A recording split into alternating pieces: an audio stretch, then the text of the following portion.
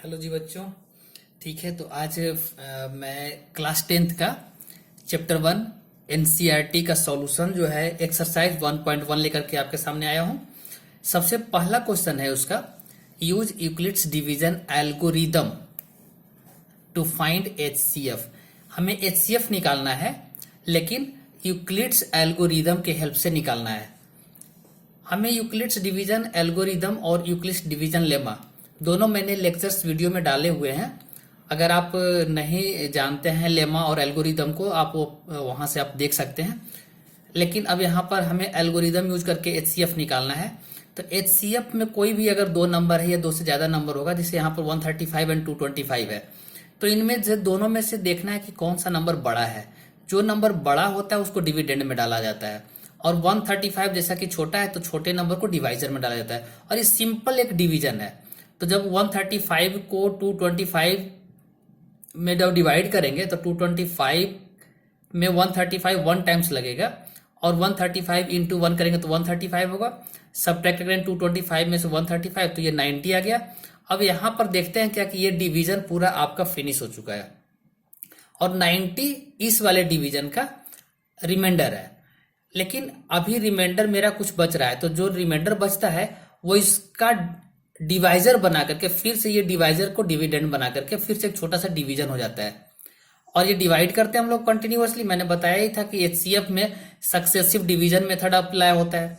तो 90 से फिर 91 से लगा देते हैं, 90 होता है, और फिर 135 में 90 माइनस करते हैं 45 आ जाता है। फिर अभी रिमाइंडर 0 नहीं आया है, रिमाइंडर अभी 45 आ गया है, तो 45 फिर से डिवाइजर बन जाएगा, और इसके कंसेक्यूटिव डिवाइजर जो थे, कंसर्निंग डिवाइजर थे, वो डिविडेंड बन जाएगा। तो 45 और ये वाला 90 फिर से यहाँ जाएगा, तो 45 टू जा लगा दिया 90। अब यहाँ पर रिमाइंडर मेरा 0 बच गया। तो एचसीएफ जो होता है, जब रिमाइंडर 0 आता है उस वाले डिवीजन का लास्ट डिवाइजर होता है। इसमें यहाँ पर लास्ट डिवाइजर जो मेरा है वो 45 है। इसका मतलब 135 और 225 का जो डिवीजन करते करते करते कंसेक्यूटिव करते गए, तो लास्ट डिवीजन का लास्ट डिवाइजर 45 हुआ। इसीलिए 45 135 और 225 का हाईएस्ट कॉमन फैक्टर कहलाएगा, यानी हाईएस्ट कॉमन फैक्टर इसका 225 हो गया। इसी तरह से 196 और 38220, अब इन दोनों में से बड़े नंबर को डिविडेंड बनाते हैं, छोटे नंबर को डिवाइजर बनाते हैं। जैसा कि 3 डिजिट का है, 382 में मैंने डिवाइड किया, 1 जा लगा दिया, 196 माइनस करके 180 आ गया 186। फिर यहां से 2 कैरी डाउन किया, फिर से मैंने 9 टाइम्स में लगाया, 196 इंटू 9 1764। जब इसको सब्ट्रैक्ट किया तो आ गया 98। फिर ये 0 कैरी डाउन किया, फिर 196 5 980। अभी एक फर्स्ट टाइम्स में ही इसका रिमाइंडर 0 आ गया। इसका मतलब 196 ही फर्स्ट एंड लास्ट डिवाइजर हो गया। तो 196 जब लास्ट डिवाइजर हो गया, तो इस 196 एंड 38220 का हाईएस्ट कॉमन फैक्टर भी 196 ही हो गया, क्योंकि लास्ट डिवाइजर एक ही डिवीजन में ये लास्ट कर गया। तो हमें फर्दर जैसे इस क्वेश्चन में 3 डिवीजन करना पड़ा, तो मुझे ऐसा इसमें मौका ही नहीं मिला। एक ही डिवीजन में रिमाइंडर 0 आ गया, मुझे तो रिमाइंडर 0 लाना होता है। 0 जब तक नहीं आएगा तब तक मुझे सक्सेसिवली डिवाइड करते रहना होता है। तो इसका लास्ट डिवाइजर 196 ही रह गया, इसलिए इसका हाईएस्ट कॉमन फैक्टर 196 हो गया। अब इसी तरह से क्वेश्चन नंबर 3 देखते हैं। क्वेश्चन नंबर 3 में, अच्छा क्वेश्चन नंबर 3 में एक्चुअली हमारे पास 2 एनसीईआरटी थे। पहले ओल्ड वाले एनसीईआरटी में 867 एंड 225 थे, लेकिन जब आज के एनसीईआरटी न्यू वाले आए हैं तो इसमें है 867 एंड 225। तो ये बाय मिस्टेक है या फिर कैसे भी बात, एनसीईआरटी में दोनों ही क्वेश्चन है, तो मैंने दोनों को यहां पर सॉल्व कर लिया। तो इन दोनों में बड़े नंबर 867 ये डिविडेंड बन गया, 225 डिवाइजर हो गया, फिर 225 3 जा लगा दिया, 675 माइनस करने पर आ गया 192। रिमाइंडर तो मुझे 0 सर्च करना है, 0 तो अभी आया नहीं है, इसलिए इसे डिवाइजर बनाएंगे और इसके डिवाइजर को डिविडेंड बनाएंगे। 192 1 जा फिर से लगा देंगे, फिर से अभी मेरा 33 आ गया है, 33 आया, अभी 0 नहीं आया, इसलिए फिर से ये डिवाइजर बनेगा, और इसी डिवीजन का डिवाइजर डिविडेंड बनता है, 192 बनेगा। यानी कि 33 5 जा 165 लगा, फिर माइनस करने पर फिर से 27 आ गया, अभी भी 0 नहीं आया। अब ये 27 फिर से डिवाइजर बनेगा 33 के लिए, 33 हो गया 27 इंटू 1 27, 6 आ गया, अभी भी 0 नहीं आया, तो 6 डिवाइजर बनेगा 27 के लिए। 27 से 6 4 जा 24, और 6 × 24 हो गया, फिर 3 आ गया, और 3 भी अभी 0 नहीं है, तो इसलिए 6 फिर से डिविडेंड बनेगा, और 3 2 जा 6, लास्ट डिवाइजर यहाँ 3 आया, इसलिए हाईएस्ट कॉमन फैक्टर 3 होगा। यानी कि हमें सक्सेसिव डिवीजन करते जाना है, तब तक करना है जब तक कि रिमाइंडर 0 ना आ जाए। अगर 0 आ गया रिमाइंडर, तो वो फिर उसका डिवीजन वहीं पे समाप्त हो जाएगा। और जो अभी वाले के एनसीईआरटी में है, न्यू एनसीईआरटी, ऐसे तो एनसीईआरटी बहुत दिन से चल रहा है, बहुत ज्यादा ओल्ड था उस वाले में ये था, बट आजकल बहुत दिन से ये एनसीईआरटी में ये कैरी फॉरवर्ड हो रहा है क्वेश्चन। तो अब 867 एंड 225 में बड़े नंबर 867 है, बड़े नंबर को मैंने डिविडेंड बना दिया, 225 लगा दिया, 3 टाइम्स लगाया 765, फिर से इसका रिमाइंडर 102 आया, 0 तो नहीं आया, इसलिए फिर से ये डिवाइजर हो जाएगा 255 के लिए। 255 से जब डिवाइड किया तो 102 2 जा 204 हो गया, फिर से इसको जब सब्ट्रैक्ट किया 51 आ गया, 51 भी 0 नहीं है, इसलिए फिर से ये डिवाइजर बनेगा 102 के लिए। तो 102 के लिए लगाया 51 2 जा 102, पूरा डिवीजन समाप्त हो गया है, यहाँ रिमाइंडर 0 आ गया। इसका मतलब है कि लास्ट डिवाइजर जो है मेरा 51 है, इसलिए 867 एंड 225 का हाईएस्ट कॉमन फैक्टर 51 हो गया। इसी तरह से एक क्वेश्चन है, यहाँ पर हमें इस बात प्रूफ करना है, क्वेश्चन नंबर 2 है ये, show that any positive odd integer is in the form of 6 + 1, 6 + 3 और 6 + 5। कहता है कोई भी पॉजिटिव ऑड इंटीजर होते हैं तो वो 6 + 1, 6 + 3 और 6 + 5 के टर्म में ही होंगे, इसी फॉर्म में होंगे। आपको ये प्रूफ करना है। जहां पर कहता है where Q is some integer, जहां Q कोई इंटीजर है, हो सकता है पॉजिटिव इंटीजर हो, निगेटिव इंटीजर हो, कोई इंटीजर हो, तो जहां पर Q जो है कोई भी इंटीजर है, हम लोग जब इसे प्रूफ करेंगे तो हम लोग कोई भी पॉजिटिव ऑड इंटीजर कंसीडर में ले लेंगे, कंसीडर करेंगे। तो late any positive odd integer हमने a मान लिया, और जब इस a को डिवाइड करते हैं 6 से, क्योंकि हमारे पास लेमा जो होता है, लेमा के लिए होता है a = BQ + R, तो डिवाइजर होता है ये, तो डिवाइजर b है, b यहाँ पर b के प्लेस पे जब लेमा हम लोग देखते हैं a = BQ + R, तो b के प्लेस पे यहाँ पे 6 लिखा हुआ है, 6Q + 3, this is also in form of BQ + R, in place of b there is 6 here. So मैंने यहाँ कहा कि let any positive number be a and it is divided by 6, मतलब कि b हमारा 6 हो गया। अब जब कोई भी नंबर को जब आप डिवाइड करते हैं, समझ यहाँ 6 से डिवाइड किए, तो इसके जो रिमाइंडर बचेंगे वो 0 भी हो सकता है, 1 भी हो सकता है, 2 भी हो सकता है, 3 भी हो सकता है, 4 भी हो सकता है, 5 भी हो सकता है, बट 6 कभी नहीं हो सकता, क्योंकि 6 डिवाइजर से रिमाइंडर हमेशा कम होता है। तो यहाँ पर 6 हो गया, देयरफॉर पॉसिबल रिमाइंडर, अगर मैं 6 से डिवाइड करूंगा तो रिमाइंडर की पॉसिबिलिटी क्या क्या होती है, 0 हो सकता है, 1 हो सकता है, 2 हो सकता है, 3 हो सकता है, 4 हो सकता है और 5 हो सकता है। एज हम लोग यहाँ लिख दिए R should be greater than और equal to 0 but less than 6, that is less than 6 मतलब 5 तक हो सकता है। अगर ऐसा हो गया तो लेमा का पैटर्न a = BQ + R होता है। अगर रिमाइंडर 0 हो गया तो लेमा मेरा a = 6Q + 0 होगा। अगर 1 हुआ तो 6Q + 2, 3 हुआ तो 6Q + 3, इसी तरह से a = 6Q + 4, 6Q + 5, ये लेमाज मैं लिख लिया अकॉर्डिंग टू रिमाइंडर। अब अगर Q के प्लेस पे 1 2 3 4 कुछ भी इंटीजर हम पुट करते हैं तो देखते हैं ये ऑड आता है, ये 1। अगर मैंने 1 पुट किया तो 6 × 1 + 0 that is 6, 6 is even number. अगर 2 पुट किया तो 6 × 12 12, 12 is also even, 6 × 3 18, it is also even. So 6Q is even for every integer Q। अब यहाँ पर अगर 6Q इवन है तो 6Q में अगर 1 ऐड कर दिया जाए तो इवन में 1 ऐड करने पर ऑड ही होता है। 6Q + 2 अगर ऑड में एक इवन और ऐड कर दिया जाए तो इवन ही हो जाएगा, फिर एक और ऐड कर दिया जाए तो ऑड हो जाएगा, फिर एक और ऐड कर दिया तो इवन। तो हमने देखा क्या कंसेक्यूटिवली 6Q इवन है, 6Q + 1 ऑड है, 6Q + 2 इवन है, 6Q + 3 ऑड है, 6Q + 4 इवन है तो 6Q + 5 ऑड है। हमें सिलेक्ट करना है any positive odd integer, positive odd integer, odd वाले। ऑड हमारे पास ये हो गए, ये हो गए और ये हो गया, यानी कि इक्वेशन सेकेंड 6Q + 1 है, इक्वेशन फोर्थ 6Q + 3 है और इक्वेशन 6Q + 5 है। यानी कि ऑड वाले जो भी हैं वो या तो 6Q + 1 के फॉर्म में है, या फिर 6Q + 3 के फॉर्म में है, या फिर 6Q + 5 के फॉर्म में है। इसी से मेरा कंफर्म हो गया। तो from the above equation it is quite clear that equation second, fourth and sixth जो इवन जो ऑड वाले हैं are odd numbers for any integer of any value of q. Therefore odd positive integer always remains in form of 6 की plus 1, 6 की plus 3 and 6 की plus 5। तो ये एक तरह से प्रूफिंग का क्वेश्चन था। अब ये पैटर्न है, इसे एक दो बार प्रैक्टिस करने से आपको याद रहता है हमेशा, और ये क्वेश्चन कभी ना कभी पूछा ही जाता है। 6 की प्लस 1 यहाँ पे 6 के जगह पर कुछ चेंज करके या फिर 5 कर देंगे या फिर 7 कर देंगे, कुछ ना कुछ, बट पैटर्न यही रहेगा और पैटर्न में यही आपको इसी पैटर्न से प्रूव भी करना होता है। तो इसमें से एक क्वेश्चन आने की पॉसिबिलिटी बढ़ ही जाती है, हमेशा ये क्वेश्चन पूछता ही रहता है। अब इसके बाद क्वेश्चन नंबर 3 पे आते हैं। कहता है कि an army contingent of 616 members is to be marched behind any army band of 32 members in a parade. The two groups are to be marched in the same number of columns. What is the maximum number of columns in which they can march? अब इसमें एक question हमेशा ये confusion होता है बच्चों को कि किस क्वेश्चन में, इतना तो पता होता है कि एचसीएफ या एलसीएम निकलेगा, लेकिन एचसीएफ और एलसीएम में दोनों में से कौन निकालना है, मुझे एचसीएफ निकालना है या एचसीएफ निकालना है, इसमें बच्चे को कंफ्यूजन होता है।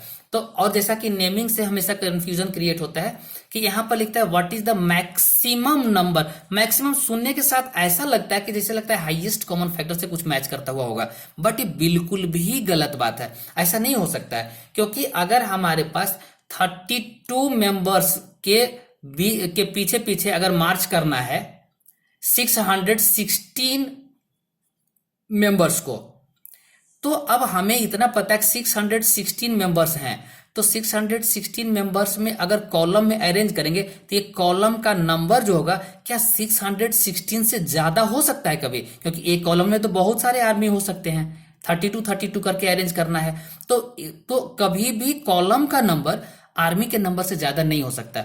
और जब आंसर आपको प्रेडिक्ट करने से ऐसा लगता है कि ये आंसर में जो क्वेश्चन में जो ये नंबर दिए हुए हैं, अगर इस क्वेश्चन का आंसर इस नंबर से छोटा होने वाले हैं, तो आपको हाईएस्ट कॉमन फैक्टर निकालना होता है। हाईएस्ट कॉमन फैक्टर ऑलवेज छोटा होता है लीस्ट कॉमन मल्टीपल से। एलसीएम हमेशा बड़ा नंबर आता है, जबकि हाईएस्ट कॉमन फैक्टर एचसीएफ जो होते हैं वो छोटे नंबर आते हैं। तो इसका मतलब हो गया कि जब हमें आंसर प्रेडिक्ट कर लिया गया है, हमने देख लिया कि आंसर इसके छोटे नंबर आने वाले हैं गिवन नंबर से, गिवन नंबर के रेस्पेक्ट में। यहाँ 616 और 32 दो नंबर यहाँ पर दिए हुए हैं, लेकिन हमारे पास 32 मेंबर्स के पीछे पीछे 616 मेंबर्स मार्च करेंगे, तो कभी भी कॉलम का नंबर 606 मेंबर से ज्यादा हो ही नहीं सकता, क्योंकि एक कॉलम में बहुत सारे आर्मी होंगे, 32 मेंबर्स होंगे, तो इसका मतलब कॉलम का नंबर कम आएगा। और जैसे ही मुझे पता चल गया कि कॉलम का नंबर कम आएगा, तो इसका मतलब हमेशा एचसीएफ ही होगा, क्योंकि एचसीएफ ही छोटा नंबर होता है।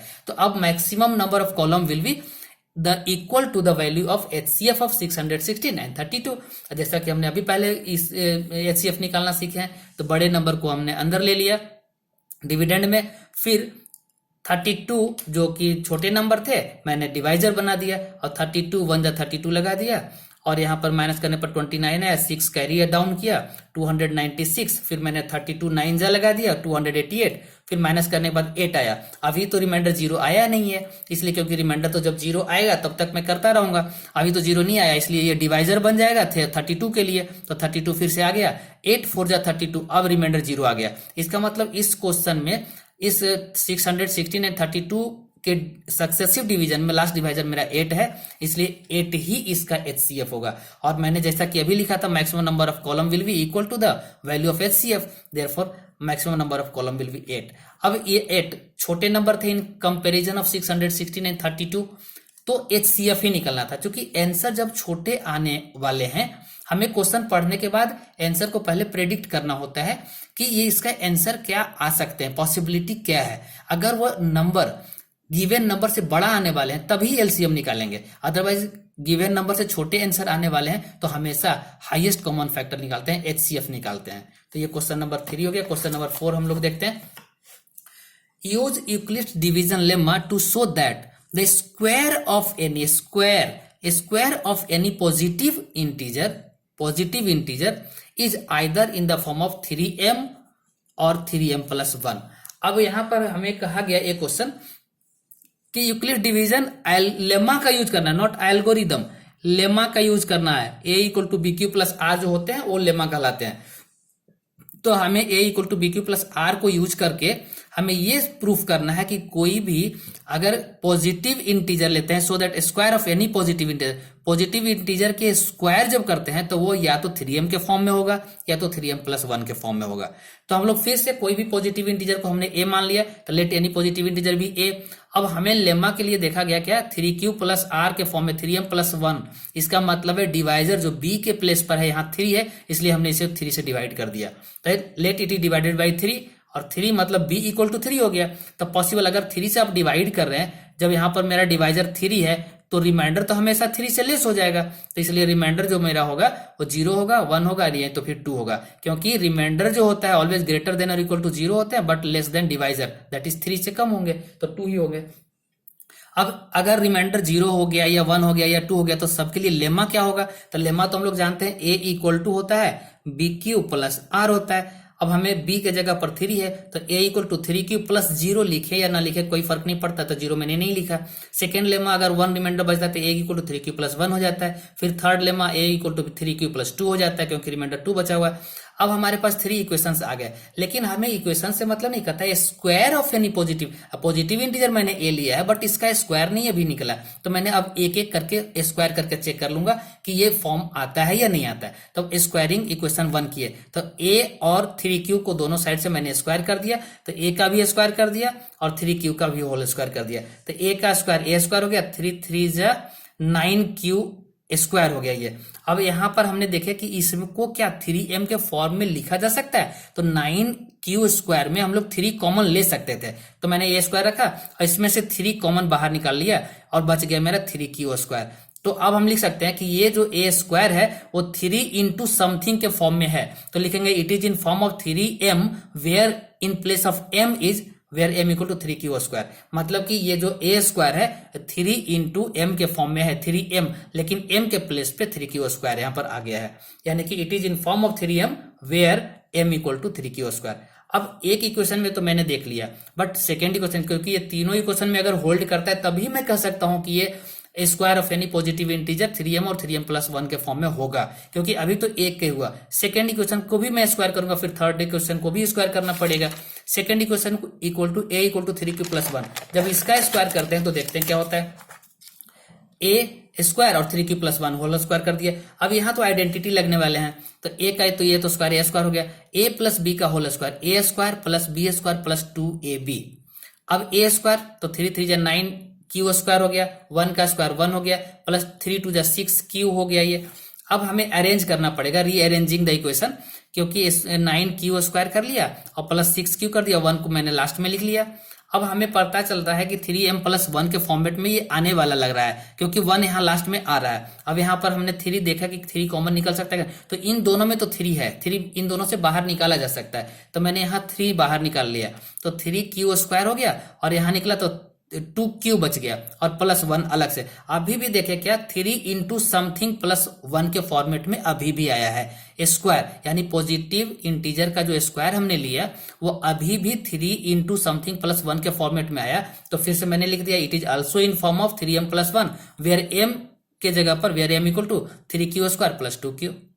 तो सेकेंड इक्वेशन में भी मेरा 3m+1 के फॉर्मेट में आ गया, बट मैं थर्ड को देख सकता हूं, तो थर्ड मेरा था a इक्वल टू 3q+2, तो अब स्क्वायरिंग बोथ साइड किया, a square equal to 3q+2 का होल स्क्वायर, फिर a स्क्वायर तो ये चले गया, a प्लस b का होल स्क्वायर, तो a square plus b square plus 2ab 2 into 3q+2 12q हो गया।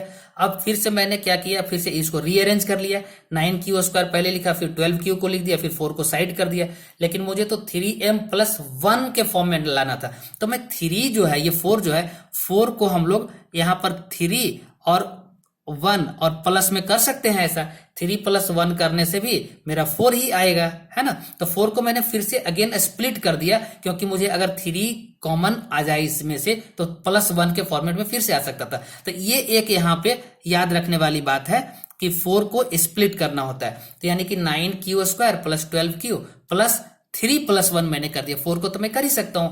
जैसे ही मैंने ये किया तो फिर से अब इसमें 9Q² 12Q और 3 सब में से 3 कॉमन बाहर निकाला जा सकता था, मैंने 3 बाहर निकाल लिया, तो ये हो गया 3Q² प्लस 3 4 जा 12 4Q प्लस 3 1 जा 3 और प्लस 1 इस साइड में बच गया। अभी भी ये A² जो है 3 इंटू समथिंग प्लस 1 के फॉर्म में है। इसका मतलब है कि हमारा थर्ड इक्वेशन का भी स्क्वायरिंग जब किए तो वो भी 3m इंटू 3m प्लस 1 के फॉर्मेट में आया। इन प्लेस ऑफ m हमारा इस बार बड़ा नंबर आया 3Q² प्लस 4Q प्लस 1, तो फिर से मैंने लिख दिया it is also in form of 3m plus 1 where m equal to 3Q² plus 4Q plus 1। इसका मतलब कि हम जब तीनों इक्वेशन में प्रूफ कर दिए तो मैं ये कह सकता हूं कि square of any positive integer will be in form of 3m और 3m प्लस 1। तो इस तरह से 4, अब ये क्वेश्चन 4 वाले भी एक तरह से प्रूफिंग है, और ये क्वेश्चन प्रूफिंग करने में एक पैटर्न फॉलो होता है। अब ये पैटर्न एक दो बार करने से, प्रैक्टिस करने से हमेशा एक बार सब दिन याद हो जाता है। तो ये इसमें 3 क्वेश्चंस जो थे प्रैक्टिस करने वाले थे, और इसे प्रैक्टिस करके ही देखा जा सकता है। तो इसे बार बार प्रैक्टिस करें, कम से कम 2 बार 3 बार तो हमेशा करें ही, और 1-2 बार करने के बाद में ये हमेशा थोड़ा सा माइंड में सेट हो जाता है और फिर बिल्कुल आसान लगने लगता है। अब इसके बाद 5 नंबर क्वेश्चन चलते हैं। यूज यूक्लिड डिवीजन लेमा, फिर से हमें लेमा ही यूज करना है। जैसा कि चैप्टर में लेमा और एल्गोरिदम इंपॉर्टेंट है, तो हमेशा क्वेश्चन भी मैंने बताया ही था लेक्चर में कि लेमा और यूक्लिड्स लेमा और ये एल्गोरिदम दोनों पे बेस्ड क्वेश्चंस बहुत सारे आते हैं। फंडामेंटल थ्योरम ऑफ अरिथमेटिक उसमें भी आता है, बट थोड़ा सा इसमें ज्यादा क्वेश्चन पूछे जाते हैं, उसका तो स्टेटमेंट ही सिर्फ पूछे जाते हैं। बट चलो, यूक्लिड डिवीजन लेमा के क्वेश्चन फिर से एक आ गए। Use Euclid division lemma to show that cube of, इस बार क्यूब, अभी मैंने स्क्वायर का क्वेश्चन सॉल्व किया था बट अभी क्यूब का क्वेश्चन आ गया। Cube of any positive integer remains in form of 9m 9m plus 1 और 9m प्लस 8। जैसा कि हमने अभी देखा कि फिर से ये लेमा के फॉर्म में ही है 9m plus 8, in place of b 9 है यहाँ पे। अब लेकिन यहाँ पर क्यूब का दिया, तो अगर मैं 9 का क्यूब करूं तो मेरे पास बहुत बड़े नंबर आने वाले हैं, लेकिन मुझे इतने बड़े नंबर की जरूरत है नहीं। तो मुझे लगता है कि लास्ट में हमें 9m प्लस 8 है, तो इतने बड़े नंबर लेने के बजाय अगर मैं छोटे नंबर को भी लूं तो मेरा 8 आसानी से आ सकता है। जैसे 2 का क्यूब अगर कर लें तो ये 8 आसानी से आ जाता है। तो हम लोग बड़े नंबर लेने के बजाय अगर छोटे नंबर लेंगे, जैसे मैंने अगर 9 ले लिया तो मेरे पास 9 इक्वेशंस 9 लेमाज तैयार हो जाएंगे, और सबको क्यूब करेंगे तो ये लगभग 2-3 घंटे का तो क्वेश्चन बनेगा। लेकिन हमें इतने बड़े क्वेश्चंस 3 मार्क्स के लिए ही या फिर 4 मार्क्स के लिए भी देना ये पॉसिबल नहीं है, और इसलिए हमें कोई छोटा नंबर लेने से लेकर के प्रूफ करना इजी पड़ेगा, और वो छोटे नंबर लिया ही जाता है। तो हमें 9m प्लस 8, डिवाइजर यहाँ 9 है, इसके जगह पर अगर मैं 3 भी ले लेता हूं तो रिमाइंडर 2 तक बचेगा, और 2 का क्यूब 8 हो जाता है। ये 8 से मुझे बड़े नंबर की जरूरत भी नहीं है। तो हमने कोई भी पॉजिटिव इंटीजर, पहले मैंने a ले लिया, it डिवाइडेड बाई मैंने 3 कर लिया, इट इज मार्केबल। आप ये याद रखेंगे, क्योंकि हमने कितने बच्चे यहाँ क्या करते हैं 9 लेते हैं, 9 लेंगे तो पॉसिबल रिमाइंडर जो उसका होगा 9 से लेस होगा, यानी 0 1 2 3 4 5 6 7 8 इतने रिमाइंडर आएंगे, और सबके लिए लेमा लिखना होगा और सबके लिए फिर उसको क्यूब करके देखना होगा। तो ये लगभग बहुत लंबा टाइम टेकिंग क्वेश्चन हो जाएगा, तो इसलिए पॉसिबल जितना से है रिमाइंडर, मेरा इसमें से 2 ही रिमाइंडर बचता है मैक्सिमम। तो अगर हमने 3 से डिवाइड किया और 3 से डिवाइड करके अगर मैंने तीनों को प्रूफ कर दिया 9m प्लस 1 और 9m प्लस 8, तो क्वेश्चन फिर से मेरा प्रूव्ड हो चुका है ऑलरेडी, तो मुझे 9 लेने की जरूरत नहीं पड़ती है।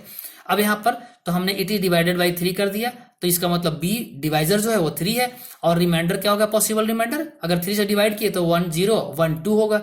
दैट इज रिमाइंडर होता है ग्रेटर देन और equal to 0 but less than 3, क्योंकि डिवाइजर से तो कम ही होगा। अब तीनों के लिए अगर 0 1 2 तीनों के लिए मैं लेमा अगर लिखूं तो लेमा इक्वल टू होता है a equal to B Q plus r. तो अगर a के प्लेस में a लिखा, b के जगह पर 3 रखा, q के जगह पर q, और 0 रिमाइंडर बचा, 0 लिखने की जरूरत है नहीं, तो a इक्वल टू 3q हो गया। अगर 1 रिमाइंडर बच रहा है तो 3q प्लस 1 हो जाएगा, अगर 2 बच रहा है तो 3q प्लस 2 हो जाएगा। अगर मैंने तीनों लेमा लिख लिया, अब तो हमें कहता है क्यूब ऑफ यानी पॉजिटिव है, पॉजिटिव इंटीजर है, बट इसका क्यूब के बारे में कह रहा है। क्यूब जो होता है वो होता है 9m प्लस 1 और 9m प्लस 8 के फॉर्म में। अभी मैं क्यूब करके देखना पड़ेगा मुझे, तो यानी कि 1 बाई 1 तीनों ही क्वेश्चन को प्रूफ करके अगर मैं इसी तीनों को अगर मैं या तो इस फॉर्म में या तो इस फॉर्म में या तो इस फॉर्म में ला दिया, तो मतलब प्रूफ है कि ये सही है।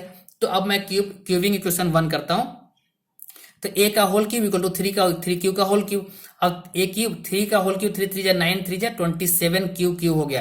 क्या इसमें 9 कॉमन निकल सकता है? मैंने निकाल लिया, 9 निकल सकता है, 9 3 जा 27, तो 3 क्यू बच गया यहाँ पे। अब देखो ये तो ऑलवेज 9 इंटू समथिंग 9m के फॉर्म में है, जो कि मेरा पहला ही क्वेश्चन था यहाँ 9m। तो इसका मतलब है कि a cube of any positive integer is in the form of 9 into something 9m। तो यहां पर लिख दिया मैंने, it is in form of 9m where m equal to 3q का होल क्यूब, 3q क्यूब।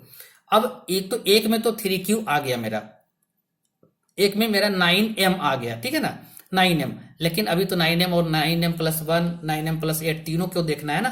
तो क्यूबिंग अभी क्वेश्चन सेकेंड को मैंने क्यूब कर दिया। तो a का whole cube equal to 3 plus 1 का होल क्यूब। अगर मैंने ऐसा किया तो यहां पर आ गया मेरा a का whole cube plus equal to 3q plus 1 का होल क्यूब। अब यहाँ a प्लस b का होल क्यूब आइडेंटिटी यूज होगा। अब a प्लस b का होल क्यूब का आइडेंटिटी होता है a cube plus b cube plus 3a square b plus 3ab square.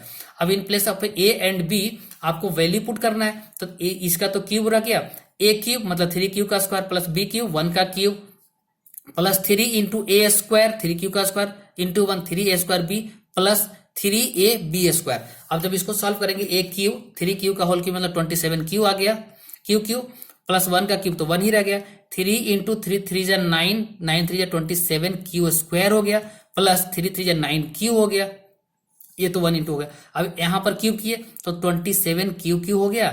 और 1 को मैंने रीअरेंज किया, 1 को मैंने लास्ट में लिख दिया क्योंकि मुझे 9m प्लस 1 लाने के लिए देखना था।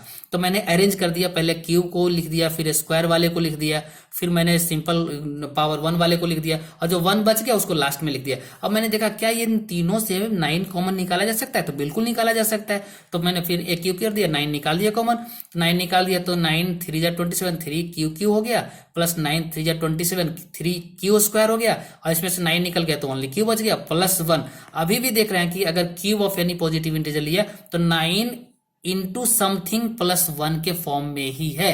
इसका मतलब ये प्रूफ हो गया कि सेकेंड इक्वेशन से कि अगर cube of any positive integer लेते हैं तो 9m प्लस 1 के फॉर्मेट में होगा। तो it is also in form of 9m plus 1 where m equal to 3q plus 3q square plus q। ठीक है, अब ये सेकेंड इक्वेशन को मैंने क्यूब करके देखा, बट अभी 9m प्लस 8 नहीं आया। एक इक्वेशन, तो थर्ड इक्वेशन अभी मेरे पास है, थर्ड इक्वेशन को देखता हूँ, क्यूबिंग इक्वेशन थर्ड। तो थर्ड इक्वेशन था मेरा a equal to 3q plus 2, तो मैंने दोनों साइड क्यूब कर दिया, a cube equal to 3q plus 2 का होल क्यूब, तो a क्यूब आ गया। अब a प्लस b का whole cube, a cube plus b cube plus 3 into a square मतलब 3q square into 2 plus 3ab square 3 into a 3q into b square 2 का square.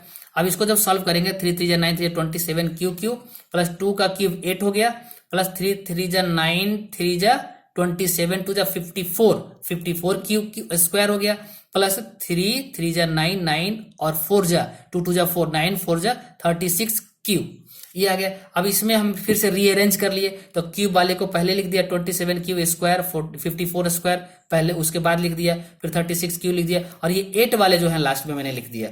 अभी मैं देखता हूं क्या ये 9 कॉमन इसमें से आ सकते हैं, तो तीनों 9 के फैक्टर्स हैं, पक्का आएंगे। तो 9 कॉमन मैंने निकाल लिया, तो 9 3 जा 27 3 क्यू आ गया प्लस 9 6 जा 54 क्यू स्क्वायर आ गया, 9 4 जा 36 क्यू 4 कॉमन 9 निकाले 4 क्यू आ गया, और प्लस 8 अलग से साइड कर लिया। तो इसका मतलब अभी भी थर्ड इक्वेशन में भी पॉजिटिव इंटीजर का क्यूब जो है 9 इंटू समथिंग प्लस 8 के फॉर्म में ही है। इसका मतलब यह हुआ कि cube of any positive integer will be in form of 9m plus 8। It means from first equation, second equation and third equation it is quite clear that ये in third equation it is also in form of 9m plus 8। So where m equal to m के place पे क्या आता गया 3q plus 3q square 3q का whole cube plus 6q square plus 4q। इसका मतलब है हेंस हमने ये प्रूफ कर लिया कि तीनों इक्वेशन से कि cube of any positive integer must be in form of 9m plus 1 और 9m प्लस 8। सो हमने लास्ट में आंसर में कंक्लूड कर लिया, hence cube of any positive integer will be in the form of 9m और 9m plus 1 और 9m plus 8। तो ये क्वेश्चन, ये फर्स्ट एक्सरसाइज का क्वेश्चन आज ये समाप्त हो गया। अब 1.2 एक्सरसाइज मेरे नेक्स्ट वीडियो में मैं डालने वाला हूं, तो नेक्स्ट वीडियो में आप कल देख पाएंगे। तो इसी तरह से आपके एक्सरसाइज टोटल जितने भी चैप्टर्स हैं, टोटल एनसीईआरटी के प्रत्येक क्वेश्चन को मैं चैप्टर वाइज एक एक क्वेश्चन को मैंने सॉल्व करके इस तरह से डाल दिए, और कॉन्सेप्ट का सेपरेट वीडियो जो है वो मैंने लॉन्च कर दिया है। तो आप इस क्वेश्चन में जो कॉन्सेप्ट यूज होते हैं, जैसे एल्गोरिदम था, लेमा था, तो इसका मैंने सेपरेट वीडियो भी डाल दिए हैं। तो आप मेरे चैनल पे जाकर के आप इसे देखेंगे तो आपको वो कॉन्सेप्ट वहां से मिल जाएगा और क्वेश्चन यहाँ से मिल जाएगा। ठीक है, तो all the best for preparation.